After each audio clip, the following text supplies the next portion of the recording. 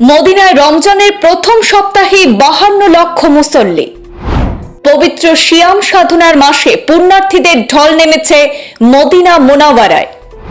পবিত্র রওজা শরীফে মহানবী সাল্লাল্লাহু আলাইহি ওয়াসাল্লামকে সালাম নিবেদন করেছেন লক্ষ লক্ষ ধর্মপ্রাণ মুসলমান। একসঙ্গে 52 লক্ষেরও বেশি পুণ্যার্থী নামাজ আদায় করছেন মসজিদে নববীতে। পবিত্র রমজান মাসে প্রথম সপ্তাহ অতিবাহিত হয়েছে।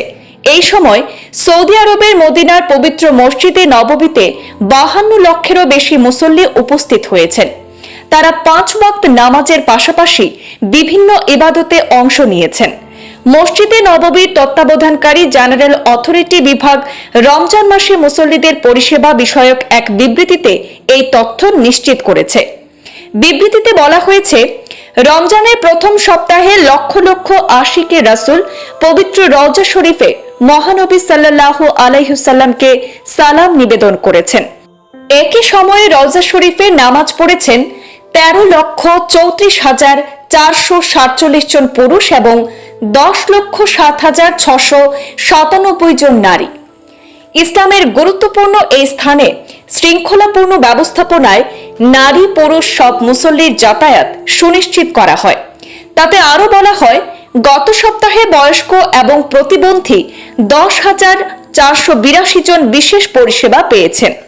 তাছাড়া বিভিন্ন দেশের 10,10,412 জনকে একাধিক ভাষায় যোগাযোগ সেবা দেওয়া হয়। আর মসজিদের লাইব্রেরিতে শিক্ষামূলক পরিষেবা থেকে উপকৃত হয়েছেন 12,279 জন এবং মিউজিয়ামে 4,567 জন পরিদর্শন করেছেন। এদিকে মসজিদে আসা 1,49,149 জন দর্শনার্থীকে নানা রকম উপহার সামগ্রী দেওয়া হয় এবং মসজিদের সমন্বিত পরিষেবার মাধ্যমে 6,48,411 জনকে সেবা দেওয়া হয়।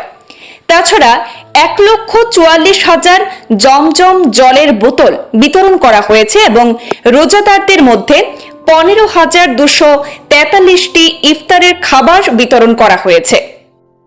উল্লেখ্য, 2023 সালে 2 কোটির বেশি মুসল্লি পবিত্র মসজিদে নববীতে আগমন করেছিলেন।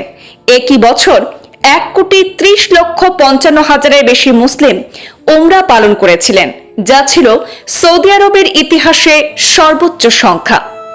আগামী হজ মৌসুম শুরুর আগেই 2 কোটির বেশি মুসল্লি উমরা পালন করবেন বলে আশা করছে সৌদি আরব। চাঁদ দেখা সাপেক্ষে আগামী 14 জুন পবিত্র হজের কার্যক্রম শুরু হওয়ার কথা রয়েছে। ব্যুরো রিপোর্ট, পূর্বাঞ্চল প্রতিদিন।